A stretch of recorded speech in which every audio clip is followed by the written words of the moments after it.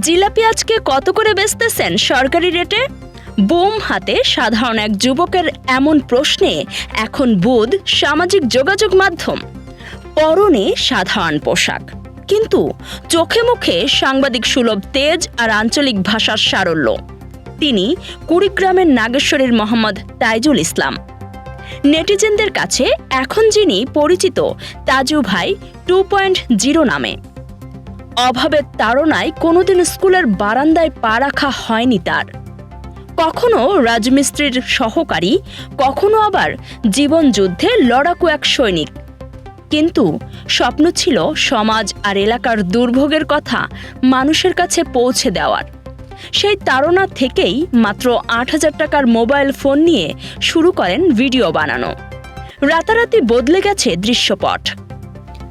26শে March স্বাধীনতা দিবসের আগে যেখানে ফলোয়ার ছিল মাত্র 300, এখন তা ছাড়িয়েছে 3 লক্ষের গণ্ডি। তার অনেক ভিডিওর ভিউ এখন মিলিয়নের ঘরে। চরাঞ্চলের মানুষের সমস্যার কথা তুলে ধরে তিনি জয় করেছেন লাখো মানুষের মন। কিন্তু ভাইরাল হলেও কি ভাগ্য ফিরেছে তাজুলের? এখনও সংসারের অভাব মেটাতে হিমশিম খাচ্ছেন তিনি। ভেবেছিলেন পেজ থেকে আয় হবে, মিটবে বাবা মায়ের চিকিৎসার খরচ আর ছোট ভাই বোনের পড়াশোনার খরচ। কিন্তু কাঙ্ক্ষিত সেই সাফল্য বা মনিটাইজেশন না আসায় আবারও রাজমিস্ত্রির কাজে ফেরার কথা ভাবছেন এই কন্টেন্ট ক্রিয়েটর।